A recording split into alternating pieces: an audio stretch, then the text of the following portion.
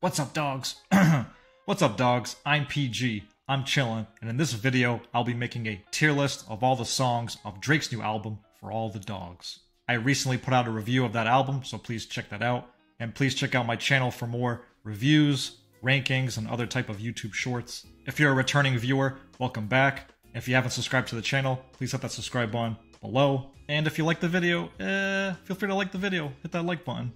So the list starts out with the opening track, Virginia Beach, which in my opinion, and I feel like in other people's opinion, it's not the strongest Drake opener, but it's still a pretty good opening track. We have that Frank Ocean sample, and we also have, a nice melody, kind of catchy melody with that Lean In With Me. And it's just it's a nice soulful beat, and I think overall, a good intro, not his best, doesn't live up to par with something like Over My Dead Body, Tuscan Leather, Champagne Poetry, or even Legend. But I still think it's a good opening track, and it's honestly one of my favorites off of the album. Not too many off the album, but Virginia Beach, I'm going to put that in the A tier.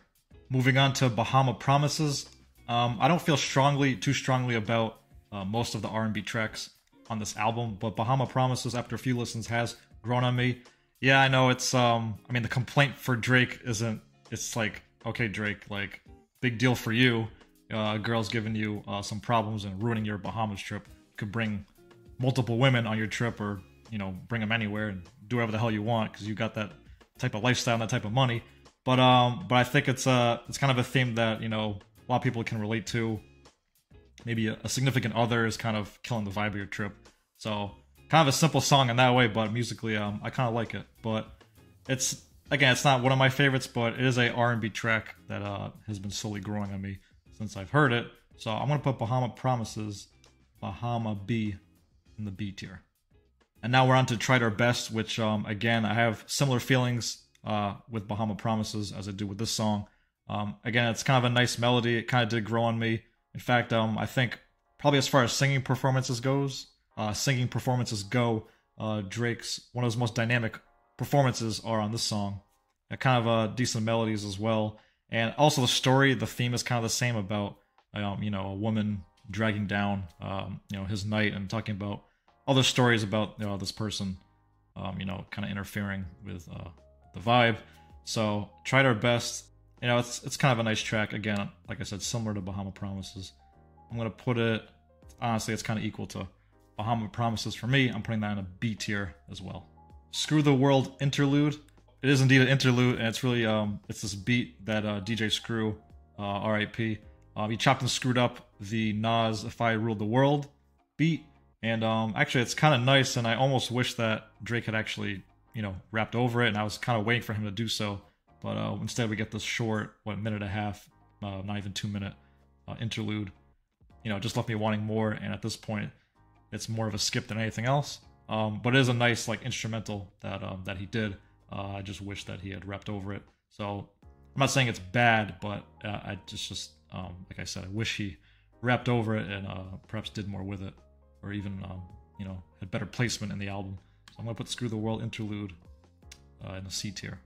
Next up is Drew Picasso. If you check out my review, you'll hear me talking about filler tracks and how there's R&B songs that just don't live up to par, nearly live up to par with the rest of his discography. And this one also had the beat, but the song as a whole just felt like it kind of dragged on, and it just kind of felt a little dull. There's some interesting lyrics in there. I think there was some weird, funny bar about Gryffindor. Something about owls and Gryffindor, but I'm gonna have to check that out. But for me, it just went on too long, and honestly, it just felt kind of meh to me. So that's how I feel about it. Drew Picasso, I'm drawing it at a C tier. Now on to Members Only featuring Party Next Door. And I've been seeing a lot in the reviews that some people they don't like the song simply because of those cringe lyrics, especially in Drake's second verse.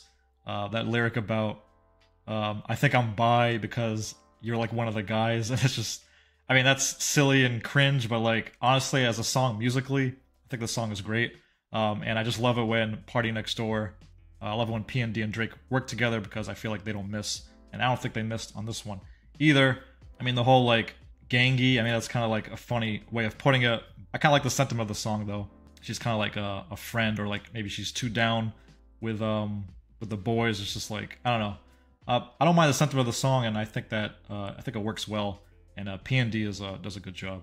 I just like the sound of when these two link up. It's this very that nuanced R&B sound, and it reminded me a lot of If You're Reading This, It's Too Late.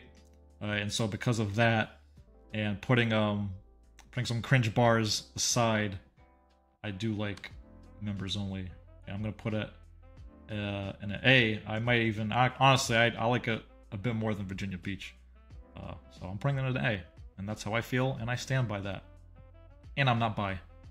Not that there's anything wrong with that. But now we have What Would Pluto Do? Obviously a reference to Future, and the song is also in the same vein as lyrics. There's a little bit of cringe, but it's also funny lyrically, and just sounds like Drake was just having fun, along with Lil Yachty doing like ad-libs in the back. You know, I talk about the funny lyrics, you know, obviously that one that everyone's talking about. Adonis need a sister, okay. And that whole like melody with the okay, that whole part is, I like that part. And it's definitely an entertaining song, and kind of a banger as well. I like it. I like the piano loop too. Yeah, I mean, I just like this track. There's nothing, I have nothing really that's like super amazing about it, but I do like this track, and it's just really cool to sing along to or rap along to as well. So I'm gonna go with A tier on this one. I don't know if I'd like him more. Probably like it a little more than Virginia Beach. At this point, I'm just putting him in the tier list. The order doesn't really matter. But I do like the song, so I'm putting it in the A tier. One of my favorites off of the album. Next is All the Parties featuring Chief Keef. So baby. Who, by the way, when I first heard the song, obviously I saw the feature list, but it didn't really sound like Chief Keef that much. I don't know, it sounded like he was like gargling. Pause. It just didn't sound like the Chief Keef that we're used to hearing. Didn't sound like a Chief Keef feature. And the song itself, musically, the beat and everything, it doesn't really do much for me. Again, this feels like a filler track, and the feature actually didn't even seem necessary. What was it, maybe 20, 30 seconds max? So I have no strong feelings for the song. It's not a bad song. It's just like, I'm not too crazy about it. It's a lower end of the C tier. I'm just gonna put it in the C tier though, because that's where I truly feel about it. Looks like we're getting all the best songs kind of out of the way, because the next song to me is the best song on this album. So you have an idea where I'm gonna put it. But just to describe it, the Conductor Williams beat, you know, everyone's praising, and when it came out right before the album, the day before the album came out, the visuals along with it too. But the song itself, Drake is just, you know, doing vintage Drake, where he's just going bar after bar, metaphor after metaphor, interesting lyrics. I like some of the pictures he paints. Obviously, the whole thing about 21 Savage getting his green card from the consulate. You go, I go, Yugoslavian. And then one of the more creative bars I think on here is the thing about, you know, the faint Lauryn Hill in the background in a restaurant. Like I said, this is like classic Drake in terms of kind of setting a scene, and even getting a little bit reflective, contemplative, and just kind of giving you a summary of what's going on in his life at that time, 8 a.m. in Charlotte. And yeah, he's like undefeated when it comes to these timestamp songs. So raving on about it. Great beat, great bars, and I wish the rest of the album, you know, carried off with the momentum of the song when it dropped. But 8 a.m. in Charlotte, to me, is in the context of this album, a clear S. Moving on to BBL Love Interlude. This one grew on me the more I listened to it, after 2 or 3 listens. I like it more because of the beat. I like this like jazzy ambient, like that. That's like a blues guitar maybe in the background. Just a nice vibey instrumental. I'm not exactly sure what he's rapping about, other than like, you know, BBL and all that fake nonsense. So, you know, not keen on the lyrics or, you know, BBL and, you know, that type of lifestyle and what women are doing to themselves and haram. So anyway, like I said, it's a cool, smooth instrumental, and that makes me like it. Yeah, I'm feeling, it's kind of like how I feel about Bahama Promises. Like, it's the messaging, the bars is whatever, but I do like the instrumental and appreciate what he went for here. But BBL Love, it's a solid track. I'm gonna put it in the B tier. B for BBL BBW. I'm gonna close my history. Next we have Gently featuring Bad Bunny. Everyone was excited to hear Bad Bunny and Drake link up again. To me, the song's a flop. I'm sure this might get some radio play, but I mean, Drake's terrible Spanish accent, and just like it just sounds so bad. Even the part about we like Sopranos, Italianos, like his part is just really silly. And at that point, even when you get to Bad Bunny, it's just like, what the hell is the song? I've played it once or twice just to hear back the laughable accent of what Drake's trying to do. But yeah, he's this is one of those accents that he tries to do, and it's just a cringe and an L. And this is a F for me. I am not playing the song on my own free will. I'm not playing the song. So Gently is an F. Next is Amen featuring Tizo Touchdown, who's one of my favorite guys. Not newer artist, but on the come up right now. He's having a big year. And this song actually has like the title, it's got a very gospel kind of vibe to it instrumentally. And I think Tizo Touchdown's vocals, he's just an incredible vocalist. I said it on a review of his album. Check that out. It's a YouTube short. Just click my channel, PG Chillin' Shorts. Check it out. I need the views, please. Anyway, so this is it's a good solid track. Drake does this thing on it as well. Drake over that gospel type. Like to hear more of that. So maybe as close to Donda as we'll get for a Drake song at this point. I do like the beat. It is kind of a short track. Tizo's the one really who carries it, but it's a solid track, overall. So I'm gonna put Amen. I'm gonna put it in the B tier. Onto Rich Baby Daddy featuring SZA and Sexy Red, and this is a song honestly that would be higher up in the tier list if it wasn't for Sexy Red. I know everyone's loving her right now. She's like the big, hot act right now in hip hop. The way the song is and the vibe of it, it's kind of, I don't want to say smooth, but it's got like it's got a nice rhythm to it. It's not like fast paced. It's not like a club kind of banger energy to it. And yet she comes in like horns blaring, hands on your knees, and just brings her flair to it, but doesn't really match the energy that Drake or SZA bring to the song. In fact, SZA is probably the saving grace of the song. She comes into her verse. I think she says something like, "You like my voice, I turn you on," and no, it does not. It does not turn me on. And I just think her interjections and the whole chorus that she has, or hook that she has, it just doesn't work out. I was thinking about putting it an F, but like I said, SZA and Drake do their part. The beat's solid. It's just Sexy Red's interjections that ruin the song for me. And I'm gonna put Rich Baby Daddy at, it really does ruin the song for me. So that's just how I feel. So sorry, Sexy Redheads, or I don't know what the fan base is called, but I'm just not a fan of it, and it lowers it to a D. Otherwise, I feel like if she wasn't in it, I'd put it maybe in B. Now we're on to another late night featuring Drake's bestie, quote unquote, Lil Yachty. Lil Yachty's features kind of just standard in terms of rapping. Lil Yachty, it's kind of as good as like a Lil Boat verse or whatever. But I do like the song. I do like it's kind of catchy. Like I said, solid beat. Drake's verse is solid as well. Nothing really too much to complain about the song other than like Lil Yachty's kind of like an audible kind of verse.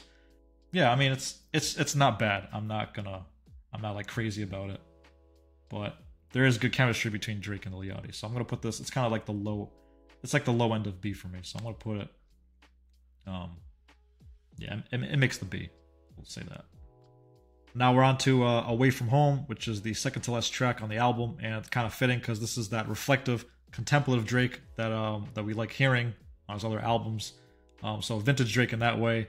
The beat is kind of minimalistic, but it's kind of vibey. It sounds like something you'd bump, while you're driving, like a nighttime drive. Like I said, contemplative, but yeah, Drake's he's reminiscing. He keeps refraining, "I remember," and he keeps talking about his come up and struggles in the music industry. Small things too, like even things about like waiting outside in the rain.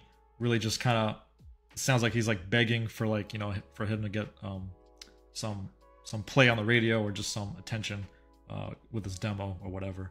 Or even things like when he just got like new money and he's like putting down a mortgage and it just feels kind of like empty in it, empty in the house or something like. I mean, details like that, which are kind of make Drake, that humanize Drake, make him human. Story-based songs where he's just reminiscing. Again, like I said, humanizing him. I'm not super crazy about it, from like a like sonic standpoint, but it is one of the better songs, one of the better written songs on this whole album. So I'm gonna put Away From Home in the A tier. I remember. Next we have the outro song, the closing track, Polar Opposites, and it feels like it sounds like he's describing this back and forth relationship with this woman, and she's giving him a hard time, and just in a way like back and forth or just in and out of I want to say bipolar mood swings, but I think that's what he's getting at.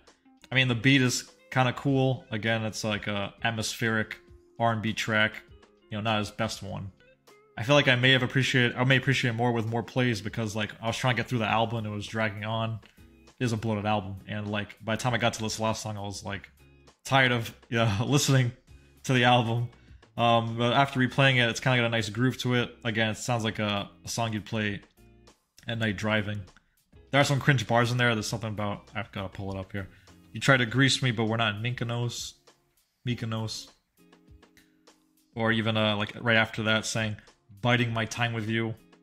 Things got political. It's just like, I mean, at this point, there's like filler bars in there, and I don't want to say it's a filler track, but I feel like this may have been misplaced in the track list. But the song itself, musically, is alright. Like I said, it's I could see playing it at night for a nice listen, but not feeling too strong on this outro track. It's like borderline for me, C and B. I'm gonna put it in C though. On to Calling for You, which in my opinion is the most disappointing song on this album. Especially before you've listened to it, you see 21 Savage is featured. You're expecting something similar to what's on Her Loss, and you get that in the sense that there is a beat switch, and Drake and 21 Savage, they go Drake's verse and then 21 Savage's verse, and in the middle of that is this like what feels like a 2 to 3 minute long rant about some woman complaining about oxtail or something like that, and she's just like basically this gold digger girl. It's a very like Karen type of rant, and it's just really annoying. Her voice is annoying. It's in the middle of the track. It serves as the transition between the two verses, and even the verses themselves are meh, even by 21 and Drake standards. And this song just does not go over well to me.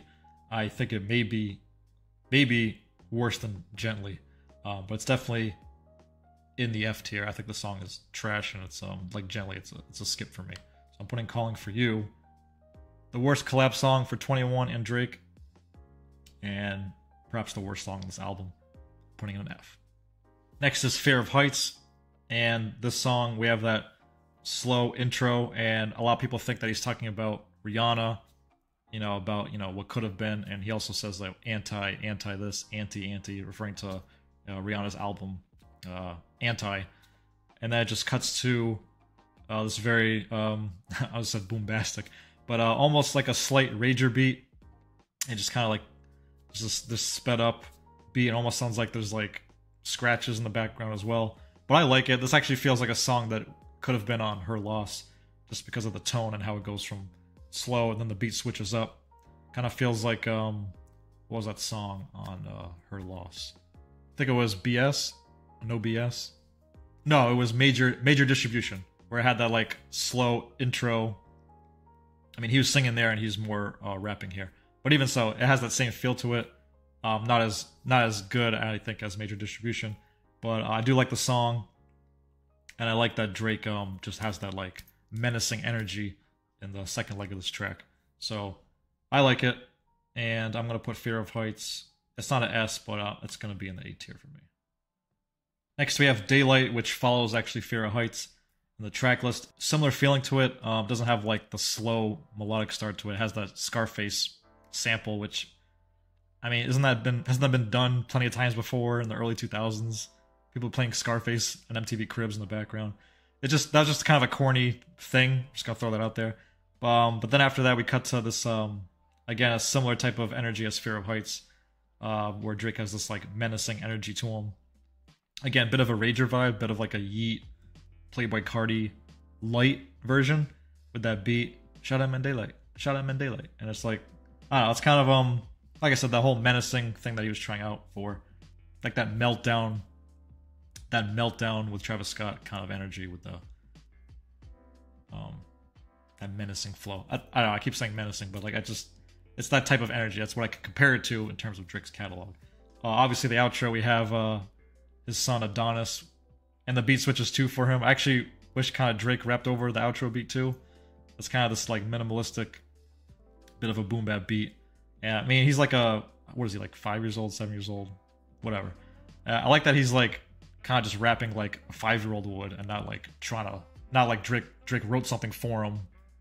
Maybe he did write it for him, but yeah, I just like that's just like a kid rapping, and it's kind of a fun moment on the album. But I'm not liking it as much as Fear of Heights, but it's okay. I'll say that. I'll put it in B. Next we have First Person Shooter featuring J. Cole, and obviously, as everyone's saying, J. Cole killed on his verse. Great verse. Obviously, the imagery of like them in the studio. It's like the Super Bowl. It's like the two of the best, basically going back and forth. That's kind of what they're going at, what the theme of the song is. And obviously Cole's verse is better.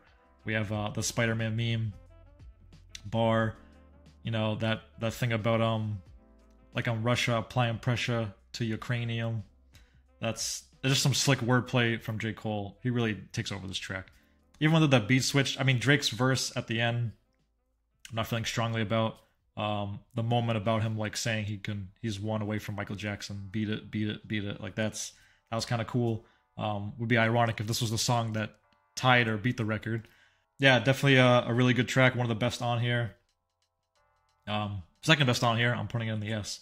So it's First Person Shooter, beat switch is cool, great moment to have these two back on a song together, and yeah, just two of the best right now going at it. Then we have I Don't Give Up with Yeet, and you'll see in my review I say it's basically a Yeet song featuring Drake. Actually, the intro was kind of interesting because I had that like I don't even know what the word would be for it. This like atmospheric sample. I don't exactly know who's singing it, and it goes for about a minute, and then it just cuts to that Yeet type beat, that Benny X beat. So I'm not like a Yeet fan or anything like that. I understand the Rage Your Energy and why that's, you know, it's getting popular, and Yeet is part of that. Playboi Carti, I believe, is the originator of that. But yeah, I mean, like I said, Yeet does this thing on it, and then Drake just kind of like slides in. I've been seeing that meme lately where it's like when Drake says his first words, and he's like, money for fun, or something like that, and it's kind of like, he's like a little kid in the shadow of Yeet-like presence on this thing. But yeah, I'm not like a fan of Yeet. I mean, the beat's like, I can see why people like it because of the beat and that Rage Your Energy to it, but I'm not crazy about it. Don't really like Yeet. Didn't think Drake's verse really, Drake is not pulling off a Yeet type of performance.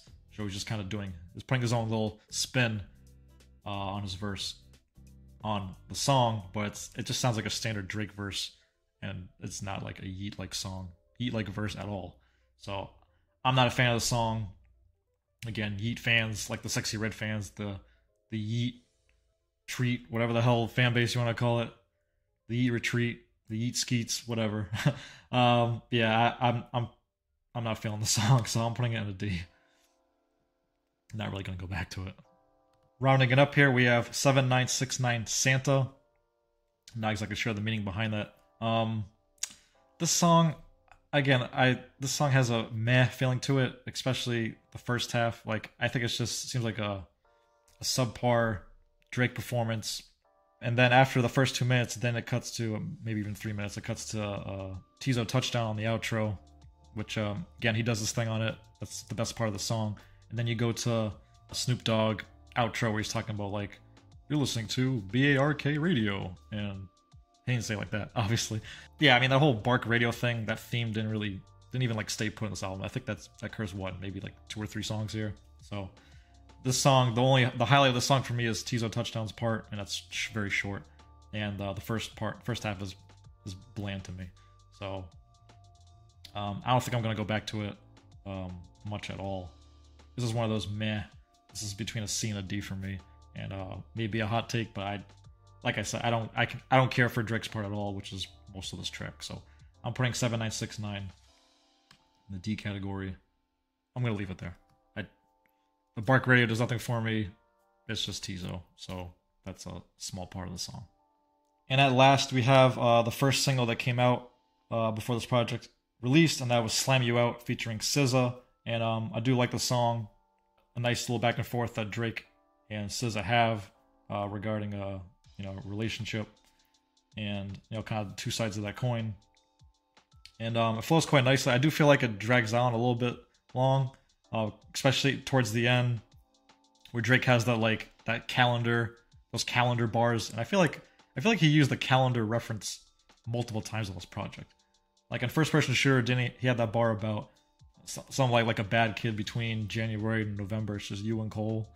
I think he had another one, but then there was this one where he actually referenced all the 12 months and going through a relationship with a woman. January it's this, and April it's that. And that part was just that part was tedious, and at that point I was like, all right, let's just finish the song up. But outside of it being a little bit too long for my taste, I think SZA did her part. Drake did his part as well, especially in the beginning. And it's kind of like atmospheric R&B song as well. So I do like those from Drake, but I'm not feeling too strong about this as other people are. So I'm gonna put "Slam You Out." How am I feeling about this? I'm gonna put "Slamming You Out." Slamming You Out. I'm gonna put "Slam You Out" in. Yeah, I think it's gonna go in the end of A.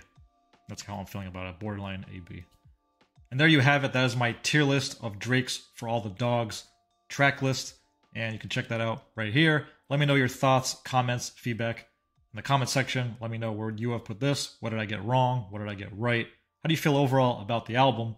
And if you haven't listened to it, listen to it. And once again, please like the video. Subscribe to the channel. These are my thoughts, my rankings. Stay blessed.